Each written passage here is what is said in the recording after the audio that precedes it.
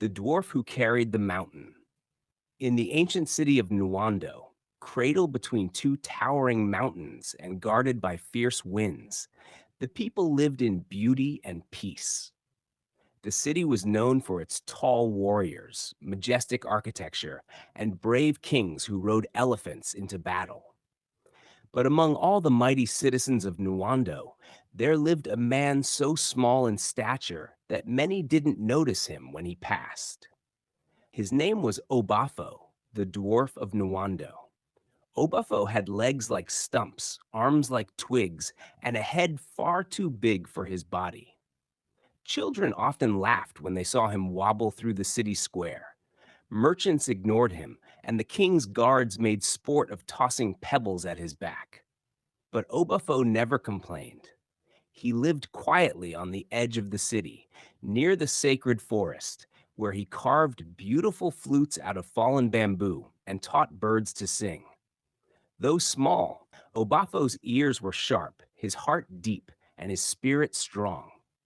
One dry season, the sky over Nwando darkened for 7 days. No birds sang, no crops grew. The rivers hissed as if angry, and the sacred drums in the king's palace cracked without being touched. The priests of the temple ran to the oracle in panic, and when the sacred gourd was shaken, the voice that came from within thundered, "The mountain of Ndagu is awakening." Fear gripped the city. For centuries, it was told that a great spirit named Okunkun, the Lord of Shadows, was buried deep inside the mountain. Long ago, he had tried to swallow the sun, but the gods sealed him inside the rocks.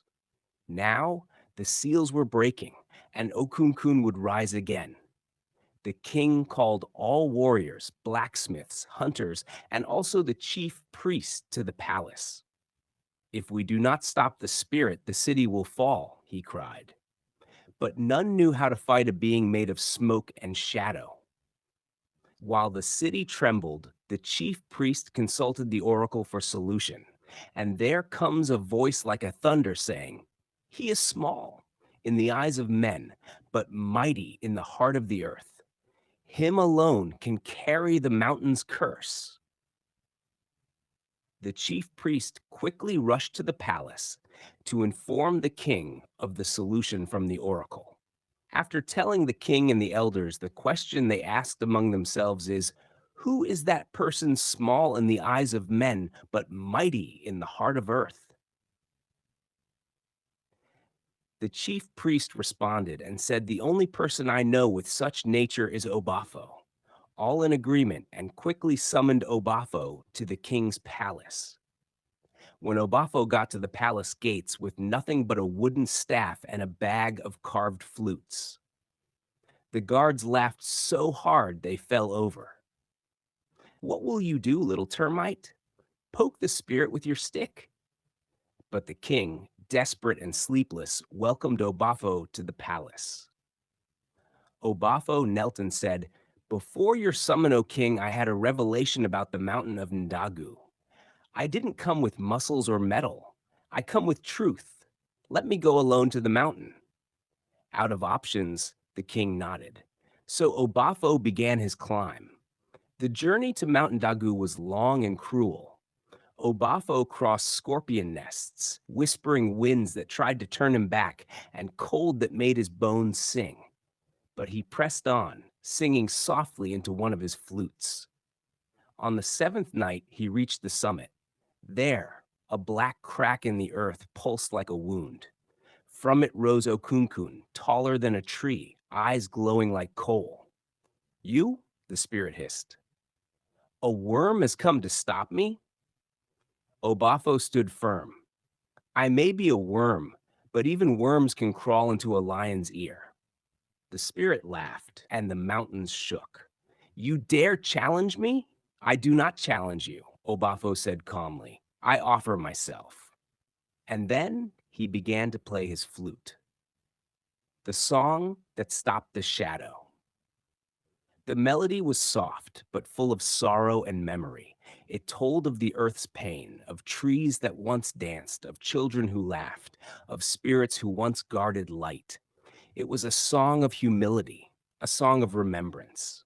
Okunkun froze. For the first time in centuries, he remembered who he was, a guardian spirit twisted by bitterness and forgotten prayers. He began to weep smoke. You remind me of who I was. Obafo played on, even as the rocks began to crack beneath him. Let the earth heal through you. Return, not as a monster, but as a mountain. With a final breath, Obafo stepped forward and walked into the crack. Light exploded from the mountain top, and then silence. When the sun rose the next day, Mountain Dagu had changed shape.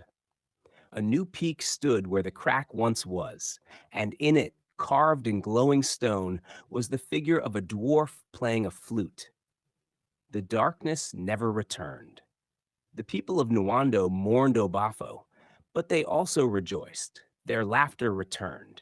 The crops grew again. The birds sang new songs. And every year, the city held a festival, the Day of the Dwarf, where the tallest warriors would kneel and play flutes in honor of the little man who saved them all. And so it was known across the lands. Sometimes it is the smallest of souls who carry the greatest mountains.